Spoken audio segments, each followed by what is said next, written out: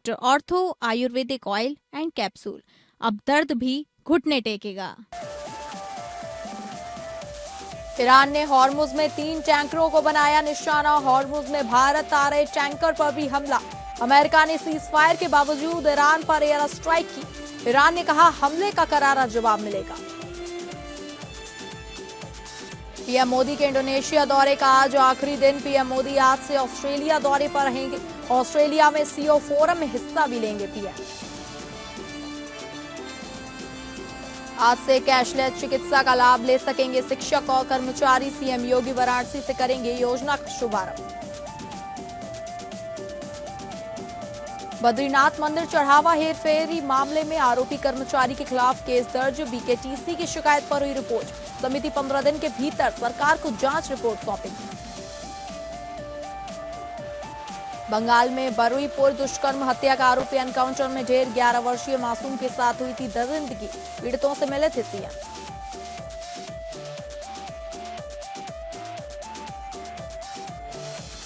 नमस्कार, आप सभी का बहुत स्वागत है और मैं हूं आपके साथ अंकिता सिंह। शुरुआत करेंगे बुलेटिन की बड़ी खबर का रुख करके। जो बड़ी खबर आ रही है आपको बता दें, हॉर्मुज में भारत आ रहे टैंकर पर हमला। भारत के आधिकारिक बयान का इंतजार। ईरान ने हॉर्मुज में 3 टैंकरों को निशाना बनाया। एलएनजी लदे कतर के जहाज पर हॉर्मुज में हमला। अमेरिका ने ईरान पर एयर स्ट्राइक की। अमेरिका ने सीजफायर के बावजूद ईरान पर एयर स्ट्राइक की है। 80 से ज्यादा ठिकानों को निशाना बनाया गया है और ईरान ने कहा हमले का करारा जवाब मिलेगा। ईरान बोला अमेरिका ने समझौते की 5 शर्तें तोड़ी हैं। कतर से गुजरात के दहेज के लिए एलएनजी लेकर आ रहे टैंकर अल रकियात पर हॉर्मुज जल जमरू मध्य के पास संदिग्ध ड्रोन से हमला हुआ। घटना के बाद कतर ने ईरान के उप राजदूत को तलब कर कड़ा विरोध दर्ज कराया है और इसे अंतर्राष्ट्रीय नौवहन सुरक्षा तथा वैश्विक ऊर्जा आपूर्ति के लिए गंभीर खतरा बताया। अमेरिका ने सीज फायर के बावजूद ईरान पर एयर स्ट्राइक की है। अमेरिकी सेंट्रल कमांड के मुताबिक 80 से ज्यादा सैन्य ठिकानों को सटीक हथियारों से निशाना बनाया गया। अमेरिका का कहना है कि यह कार्रवाई हॉर्मुज स्ट्रेट से गुजर रहे 3 जहाजों पर हुए हमलों के जवाब में की गई है। वॉशिंगटन में इन हमलों के लिए ईरान को जिम्मेदार ठहराया गया है। एयर स्ट्राइक में air defence system, command and control centre, तटीय रडार, सतह से हवा में मार वाली मिसाइलें, antiship missile system, drone launch sites और IRGC की 60 से ज्यादा अन्य सैन्य नौकाओं को निशाना बनाया गया। ईरानी मीडिया के मुताबिक सीरिक, केशम द्वीप और बंदर अब्बास में कई धमाके हुए और कुछ जगहों पर आग तक लग गई। ईरानी सेना ने इन हमलों को दोनों देशों के बीच हुए समझौते का उल्लंघन बताते हुए कहा कि अमेरिका को इसका करारा जवाब दिया जाएगा। वहीं खामेनेई के अंतिम संस्कार के बीच ईरान ने हॉर्मुज में 3 टैंकरों को निशाना बनाया, जिसमें एक टैंकर कतर का था। ईरान ने चेतावनी दी कि हमारी तरफ से तय रूट इस्तेमाल नहीं होने पर सुरक्षा की गारंटी नहीं होगी। अमेरिका ईरान तनाव के बीच कुवैत और बहरीन में बुधवार को एयर रेड सायरन बजाए गए। ईरान के संसद स्पीकर मोहम्मद बागेर गालिबाफ ने अमेरिका पर समझौते की 5 शर्तें तोड़ने का आरोप लगाया। उन्होंने सोशल मीडिया प्लेटफॉर्म एक्स पर कहा कि अमेरिका लगातार समझौते का उल्लंघन कर रहा है। गालिबाफ के मुताबिक अमेरिका ने हॉर्मुज में ईरान के अधिकारों में दखल दिया, लगातार सैन्य हमलों की धमकी दी। ईरानी तेल निर्यात पर प्रतिबंध फिर से लगाए गए। वहीं दक्षिणी ईरान पर एयर स्ट्राइक की और लेबनान में जारी इजरायली सैन्य कार्यवाही का समर्थन किया। ईरान पर अमेरिकी एयर स्ट्राइक के कुछ ही देर बाद राष्ट्रपति मसूद पजेश्कियान इराक के नजफ से तेहरान लौट गए। ईरानी सरकारी प्रसारक IRIB ने इसकी पुष्टि की है।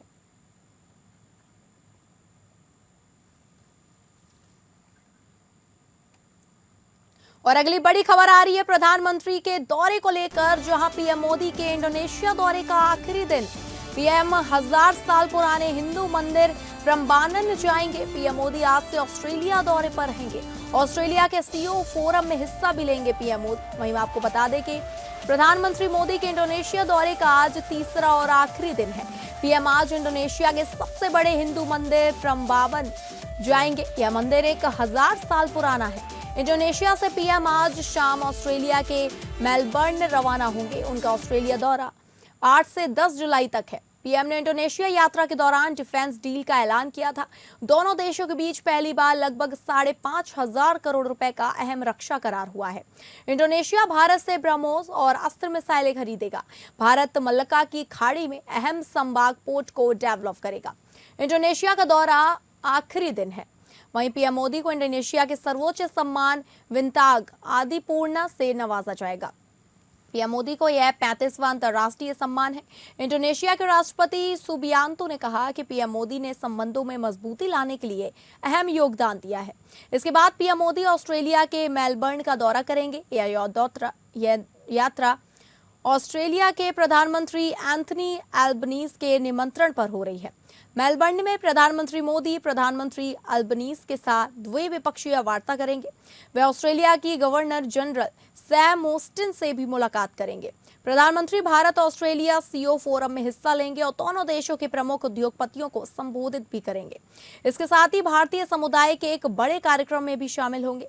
इसके बाद भारत ऑस्ट्रेलिया सीईओ फोरम में हिस्सा लेंगे और दोनों देशों के प्रमुख कारोबारियों को संबोधित करेंगे। साथ ही भारतीय समुदाय के एक बड़े कार्यक्रम में भी शामिल होंगे। भारत दुनिया का वो देश है जो विस्तारवाद नहीं, विकासवाद की नीति पर चलता है और इसलिए हम भारत में कहते हैं सबका साथ सबका विकास, together with all, development for all. आज मैं यही मंत्र, यही भावना लेकर इंडोनेशिया के आप सभी सांसद सदस्यों के बीच आया हूं।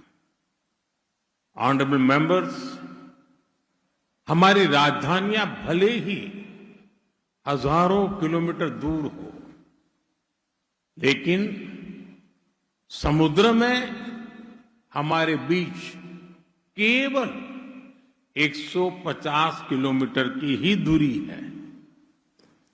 दूसरे देशों में समुद्र भले ही सीमाओं और दूरियों का कारण रहा हो, लेकिन भारत और इंडोनेशिया के बीच समुद्र दूरी का प्रतीक नहीं रहा। समुद्र हमारे बीच एक सेतु है। ये हमारे साझा भविष्य का केंद्र। और अगली बड़ी खबर का रुख करेंगे जो आ रही है बंगाल से, जहां बंगाल में दुष्कर्म हत्या का आरोपी ढेर। बंगाल में दुष्कर्म हत्या का आरोपी एनकाउंटर में ढेर। बारुईपुर में दुष्कर्म हत्या का आरोपी एनकाउंटर में ढेर। 11 वर्षीय मासूम के साथ हुई थी दरिंदगी। मुख्यमंत्री ने पीड़ित परिवार को दिया था आश्वासन। पश्चिम बंगाल के बारुईपुर में 11 वर्षीय मासूम बच्ची से सामूहिक दुष्कर्म और हत्या के मामले में पुलिस ने 3 आरोपियों को गिरफ्तार किया था, जिनमें से एक मुख्य आरोपी बीती रात पुलिस एनकाउंटर में मारा गया। इस घटना को लेकर पहले से ही जनता में भारी आक्रोश है। वहीं मामले के तुरंत बाद प्रदर्शन के दौरान एक युवक की मॉब लिंचिंग भी हुई। मुख्यमंत्री शुभेंदु अधिकारी ने पीड़ित परिवारों से मिलकर सख्त कार्रवाई और त्वरित न्याय का भरोसा दिलाया था। पश्चिम बंगाल के बारुईपुर में 11 वर्षीय मासूम बच्ची के साथ दुष्कर्म और उसकी हत्या के मामले में पुलिस ने बड़ी कार्रवाई की है। बीती रात पुलिस एनकाउंटर में मामले का एक मुख्य संदिग्ध मारा गया। पुलिस अधिकारियों के अनुसार जांच टीम आरोपी को घटना से जुड़े सबूतों की तलाश के लिए बारुईपुर के एक सुनसान इलाके में लेकर गई थी। इसी दौरान आरोपी ने पुलिस की गिरफ्त से भागने की कोशिश की और पुलिसकर्मियों पर हमला भी कर दिया। इसके बाद पुलिस ने उसका एनकाउंटर कर दिया। बढ़ते जन आक्रोश के बीच मुख्यमंत्री शुभेंदु अधिकारी मंगलवार को स्वयं जमीनी हालात का जायजा लेने बारुईपुर पहुंचे थे। उन्होंने बारुईपुर के पुलिस अधीक्षक कार्यालय में पीड़िता के परिजनों से मुलाकात कर उन्हें सांत्वना दी और त्वरित निष्पक्ष न्याय का पक्का भरोसा दिलाया था। इससे पहले मुख्यमंत्री ने पीड़ित परिवार से फोन पर भी बातचीत की थी।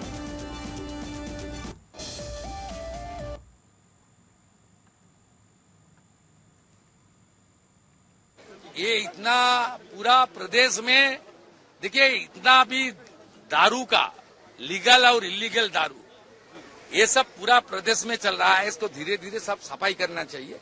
लेकिन जो इंसिडेंट हुआ उसमें 0 टॉलरेंस मान के चलिए। 2 अरेस्ट हुआ, बाकी को भी अरेस्ट करूंगा। गार्डियन का जो जो उम्मीद है सरकार से वो पूरा करने का काम सरकार कर रहा है। और अगली बड़ी खबर का रुख करेंगे, जहां बद्रीनाथ मंदिर चढ़ावा हेरफेरी मामले में बद्रीनाथ चढ़ावा हेरफेरी में आरोपी कर्मचारी पर केस। आरोपी कर्मचारी के खिलाफ केस दर्ज। बीकेटीसी की शिकायत पर हुई रिपोर्ट। समिति 15 दिन के भीतर सरकार को जांच रिपोर्ट सौंपेगी। बद्रीनाथ मंदिर में श्रद्धालुओं के चढ़ावे में कथित हेराफेरी के मामले में बद्रीनाथ केदारनाथ मंदिर समिति की शिकायत पर आरोपी कर्मचारी के खिलाफ बद्रीनाथ थाने में एफआईआर दर्ज कर ली गई है। पुलिस ने मुकदमा दर्ज कर जांच भी शुरू कर दी है। बद्रीनाथ मंदिर में चढ़ावे में हेरफेरी करने के आरोपी वैयक्तिक सहायक प्रमोद नौटियाल को निलंबित कर दिया गया है। वहीं गढ़वाल आयुक्त आनंद स्वरूप की अध्यक्षता में 3 सदस्यीय समिति को जांच सौंपी गई है। समिति 15 दिन के भीतर सरकार को जांच रिपोर्ट सौंपेगी। मुख्यमंत्री पुष्कर सिंह धामी ने बद्रीनाथ मंदिर में वित्तीय अनियमितता के आरोपों का सख्त संज्ञान लिया है। वहीं बीकेटीसी ने बद्रीनाथ मंदिर में चढ़ावे में हेराफेरी के आरोपी वैयक्तिक सहायक प्रमोद नौटियाल को निलंबित कर दिया है।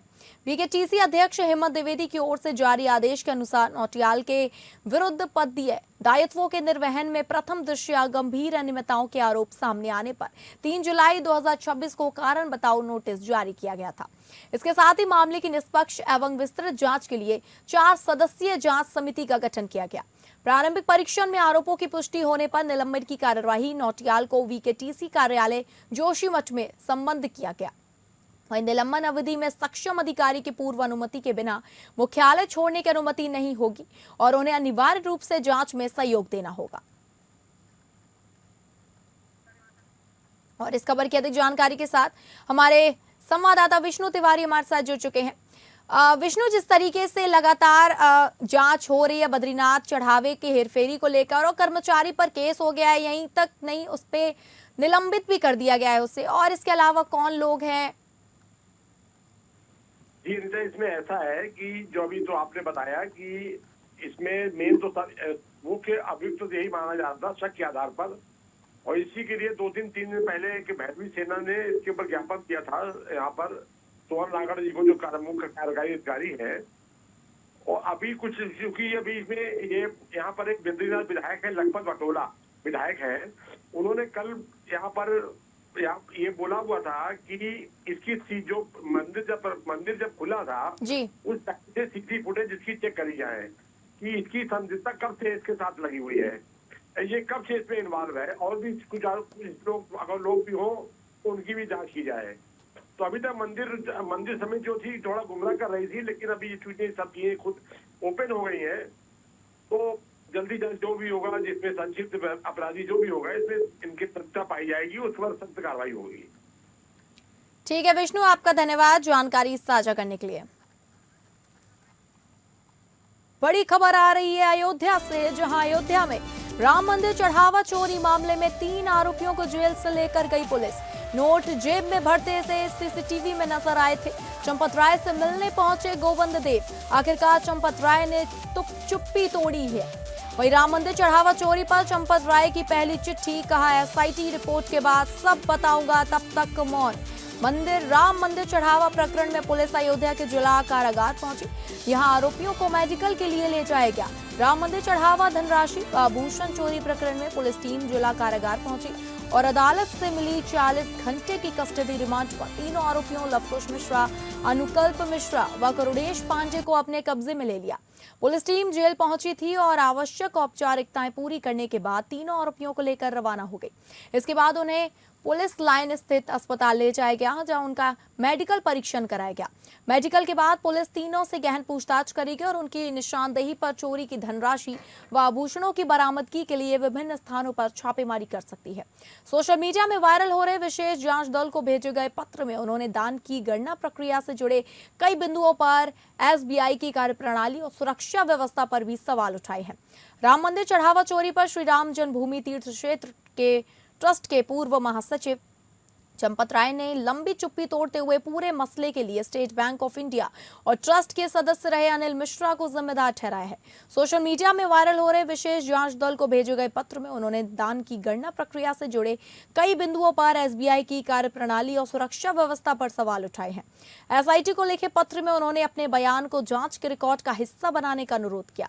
उन्होंने पत्र में लिखा कि 6 फरवरी 2025 को जारी गणना प्रक्रिया के लिए बैंक और ट्रस्ट की ओर से संयुक्त रूप से निर्धारित दिशा निर्देश से वह पूरी तरह असहमत है। इस दस्तावेज पर ट्रस्टी डॉक्टर अनिल मिश्रा और एसबीआई अयोध्या शाखा के मुख्य प्रबंधक के हस्ताक्षर हैं। और इस खबर की अधिक जानकारी के साथ हमारे संवाददाता रवि श्रीवास्तव हमारे साथ जुड़ चुके हैं। रवि, जिस तरीके से जांच आगे बढ़ चुकी है और इस बीच चंपत राय ने जो पत्र लिखा है एसआईटी को, ये क्या कहीं ना कहीं कई बड़े सवाल खड़े करता है कि अब ये चुप्पी तोड़ रहे हैं, अब सवाल उठा रहे हैं। पहले इन्होंने ये जो भी बयान दे रहे हैं, पहले क्यों नहीं दिए? देखिए अंकिता, बिल्कुल बता दें, राम मंदिर चढ़ावा चोरी के 3 आरोपियों को अभी सुबह जो है जैसे लवकुश मिश्रा, अनुपम मिश्रा और करुणेश पांडे को पुलिस ने 40 घंटे की रिमांड पर ले लिया है। सुबह 7:30 बजे फैजाबाद जेल पहुंची और तीनों आरोपियों को पुलिस लाइन लेकर गई। एसआईटी रिपोर्ट के अनुसार तीनों आरोपी को सीसीटीवी फुटेज में जो है नोटों को जेब में रखते हुए नजर आए थे। श्री राम मंदिर तीर्थ क्षेत्र ट्रस्ट के कोषाध्यक्ष जो है स्वामी गोविंद देवगिरी चंपत राय से मिलने पहुंचे थे। चंपत राय राम मंदिर के निकट रामकोट स्थित तीर्थ क्षेत्रपुरम में एकांतवास कर रहे थे। मंगलवार को उन्होंने लेकर जारी कर चुप्पी तोड़ी थी। उन्होंने कहा था कि मेरे ऊपर जो भी आरोप लगे हैं वो सारे के सारे झूठे हैं। इधर एसआईटी ने जब श्री राम मंदिर तीर्थ क्षेत्र ट्रस्ट के बड़े आयोजनों के खर्च की जांच जब शुरू कर दी तो एसआईटी ने 22 जनवरी 2024 के प्राण प्रतिष्ठा समारोह और 25 नवंबर 2025 के ध्वजारोहण के बिल और बाउचर खंगाल है। रिकॉर्ड के मुताबिक प्राण प्रतिष्ठा पर 113 करोड़ रुपए खर्च हुए। इसमें से 8 करोड़ मेहमान आए थे। ध्वजारोहण पर 10 करोड़ 12 लाख रुपए लगभग खर्च हुए हैं। जी ठीक है रवि, आपका बहुत धन्यवाद जानकारी साझा करने के लिए।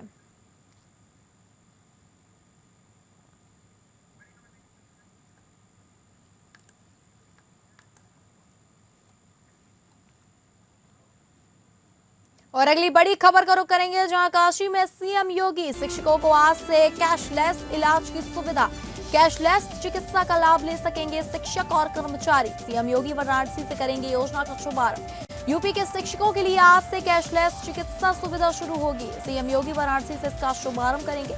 मुख्यमंत्री योगी आदित्यनाथ वाराणसी से प्रदेश के शिक्षकों व उनके परिजनों से मुख्यमंत्री कैशलेस चिकित्सा आयोजन का योजना का तोहफा देंगे। पीड़ित वहीं आपको बता दें, पंडित दीनदयाल हस्तकला संकुल बड़ा लालपुर में सुबह 10 बजे से आयोजित कार्यक्रम में मुख्यमंत्री इसका शुभारंभ करेंगे। मुख्यमंत्री शिक्षक कैशलेस चिकित्सा योजना के लागू होने के साथ ही प्रदेश के लगभग 12 लाख शिक्षकों और उनके परिवारों को 5 लाख रुपए तक की कैशलेस चिकित्सा सुविधा उपलब्ध होगी। योजना में नियमित शिक्षकों के साथ शिक्षा मित्र, अनुदेशक, रसोइया तथा कस्तूरबा गांधी बालिका विद्यालयों के पात्र कर्मियों को भी शामिल किया गया है। इस कार्यक्रम में प्रदेश के लगभग 1.10 करोड़ बच्चों के अभिभावकों के बैंक खातों में यूनिफॉर्म, जूते, मोजे, स्वेटर, स्टेशनरी आदि के लिए 1200 रुपए डीबीटी के माध्यम से धनराशि भी हस्तांतरित की जाएगी। और इस खबर की अधिक जानकारी के साथ हमारे संवाददाता ऋषु पाठक हमारे साथ जुड़ चुके हैं। ऋषु, जिस तरीके से सीएम योगी ने पहल करी है, कैशलेस चिकित्सा का लाभ देंगे शिक्षक को, कर्मचारी को, काफी अच्छी पहल है उनके लिए आने वाले समय के लिए। वाराणसी में आज मुख्यमंत्री शिक्षक कैशलेस चिकित्सा योजना की शुरुआत करने जा रहे हैं, जिसे मुख्यमंत्री योगी आदित्यनाथ ही आज जो है शुरू करेंगे। और वो पीएससी के हाल में आयोजित इस कार्यक्रम में करीब 25 लोगों को मुख्यमंत्री अपने हाथों से कैशलेस चिकित्सा संबंधी प्रतीकात्मक कार्ड जो है देंगे। वाराणसी में आयोजित इस कार्यक्रम का जो है सीधा प्रसारण हर जिले के मुख्यालय पे किया जा रहा है। साल 2025 में शिक्षक दिवस के मौके पर योगी ने इस योजना की घोषणा की थी। प्रदेश के 10 लाख शिक्षकों और संविदा कर्मियों की सामाजिक सुरक्षा के लिए स्टेट बैंक ऑफ इंडिया के साथ MOU होगा। राष्ट्रीय स्तर पर चयनित स्वच्छ और हरित विद्यालयों के 12 प्रधानाचार्यों का सम्मान किया जाएगा। इस अवसर पर बेसिक शिक्षा राज्य मंत्री स्वतंत्र प्रभार संदीप सिंह और माध्यमिक शिक्षा राज्य मंत्री स्वतंत्र प्रभार गुलाब देवी भी जो है वहाँ पे मौके पे पहुंच चुकी है। और खुद मुख्यमंत्री जो है टीएससी हाल पहुंच चुके हैं। मुख्यमंत्री के पहुंचते ही 12 जो है अर्चकों ने बच्चों ने खड़े होकर मंत्रोच्चार के साथ मुख्यमंत्री का स्वागत किया है। जी ठीक है ऋषु, आपका बहुत धन्यवाद जानकारी देने के लिए।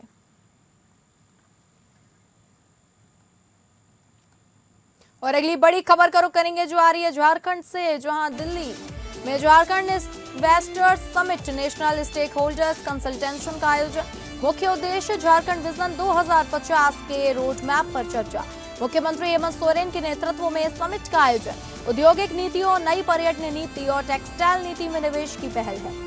आपको बता दें, झारखंड सरकार आज 9 जुलाई 2026 को नई दिल्ली में national stakeholders consultant investors summit का आयोजन किया गया है। मुख्यमंत्री हेमंत सोरेन के नेतृत्व में आयोजित इस 2 दिवसीय समिट का मुख्य उद्देश्य झारखंड विजन 2050 के रोड मैप पर चर्चा करना और आर्टिफिशियल इंटेलिजेंस, विनिर्माण, IT, औद्योगिक निवेश और पर्यटन के क्षेत्रों में भारी निवेश आकर्षित करना है।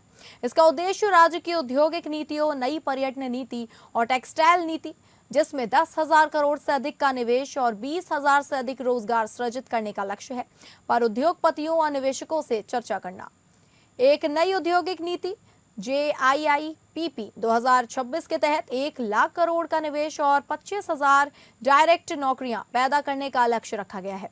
प्रमुख गतिविधियां, जिसमें दीर्घकालिक विकास एजेंडे पर मंथन, विभिन्न प्रमुख औद्योगिक समूह के साथ MOUs पर हस्ताक्षर और नए डिजिटल पोर्टल्स का शुभारंभ भी है। और इस खबर की अधिक जानकारी के साथ हमारी संवाददाता तृप्ति सिंह हमारे साथ जुड़ चुके हैं। तृप्ति, जिस तरीके से आप दिल्ली में झारखंड की तरफ से जो नेशनल स्टेक होल्डर्स कंसल्टेशन का आयोजन किया जा रहा है, जिसका मुख्य उद्देश्य है झारखंड विजन 2050, तो ये काफी अच्छी पहल है जिस तरीके से झारखंड को एक नई ऊंचाई पर लिया जाएगा इसके तहत।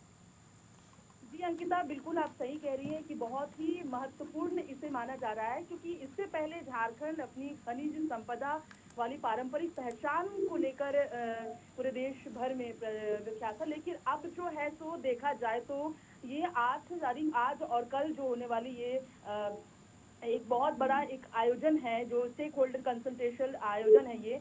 इसमें झारखंड को जो है तो उद्योग के क्षेत्र में, रोजगार के क्षेत्र में एक बहुत बड़ा झारखंड की तस्वीर बदलने के उद्देश्य से देखा जा रहा है इस कंसल्टेशन को, जो क्योंकि मुख्यमंत्री हेमंत सोरेन खुद इसकी अध्यक्षता कर रहे हैं, खुद वो जो है तो इस नीति को लेकर रिप्रेजेंटेशन रखने वाले हैं, इसलिए भी ये महत्वपूर्ण है। यहाँ हमने जो मंत्री है, मद्य निषेध मंत्री योगेंद्र प्रसाद, उनसे भी बात की और उन्होंने भी प्रतिक्रिया दी है। उनका ये कहना है कि ये कहीं ना कहीं झारखंड के लिए एक मील का पत्थर साबित होगा, क्योंकि इससे पहले ऐसा इस तरीके का कंसल्टेशन प्रोग्राम हुआ नहीं था, इसलिए भी ये बहुत ज्यादा महत्वपूर्ण माना जा रहा है। वहीं अगर बात करें यहाँ पर जो खास तौर पर झारखंड में टेक्सटाइल, परिधान एवं फुटवेयर नीति 2026 और झारखंड औद्योगिक निवेश प्रोत्साहन नीति को ड्राफ्ट के तौर पर आज यहाँ पर जो है तो पेश किया जाना है। इस पर आज खास तौर पर देखा जाए तो जो निवेशक आने वाले हैं यहाँ पर, उद्योग क्षेत्र से जो लोग आएंगे, टेक्सटाइल क्षेत्र से जो लोग बड़े एक्सपर्ट्स यहाँ पर पहुंचने वाले हैं, उनकी बातें सुनी जाएगी। इसके बाद उसके आधार पर ड्राफ्ट तैयार कर झारखंड सरकार जो है अपना AI इंटेलिजेंस जो बात कर रहे हैं उसको लेकर डिजिटल रोड मैप को जो है तो यहाँ पर ड्राफ्ट के तौर पर सबमिट करेगा और फिर जो वहाँ पर जो बड़े निवेशक होंगे उनकी बातें सुनने के बाद कल इस पर जो है तो सरकार समीक्षा करेगी, जो सुझाव मिलेंगे उस पर। इसलिए आज ये काफी ज्यादा महत्वपूर्ण है, क्योंकि सरकार ये चाहती है कि नई नीतियों पर उद्योग जगत, विशेषज्ञ और आम लोग अपनी राय। ठीक है तृप्ति, आपका बहुत धन्यवाद जानकारी साझा करने के लिए।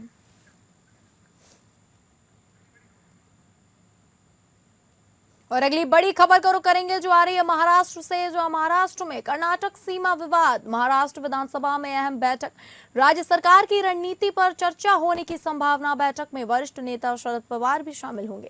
महाराष्ट्र कर्नाटक सीमा विवाद को लेकर आज महाराष्ट्र विधानसभा में अहम बैठक होने जा रही है। बैठक में सीमा विवाद से जुड़े मुद्दों, सीमावर्ती मराठी भाषी नागरिकों के अधिकारों और राज्य सरकार के आगे की रणनीति पर चर्चा होने की संभावना है। बैठक में वरिष्ठ नेता शरद पवार भी शामिल होंगे। सूत्रों के अनुसार सीमा विवाद पर सभी पक्षों की राय लेकर राज्य का एक साझा रुख तैयार करने पर जोर दिया जाएगा। इसके साथ ही मामले में कानूनी और राजनीतिक पहलुओं पर भी समीक्षा की जाएगी।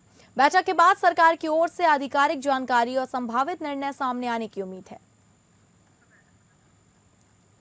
तो आपको बता दें कि इस बैठक में सीमा विवाद से जुड़े मुद्दों, सीमावर्ती मराठी भाषी नागरिकों के अधिकारों और राज्य सरकार की आगे की रणनीति पर चर्चा होने की संभावनाएं जताई जा रही हैं। और इस खबर की अधिक जानकारी के साथ हमारे संवाददाता सर्वजीत सोनी हमारे साथ जुड़ चुके हैं।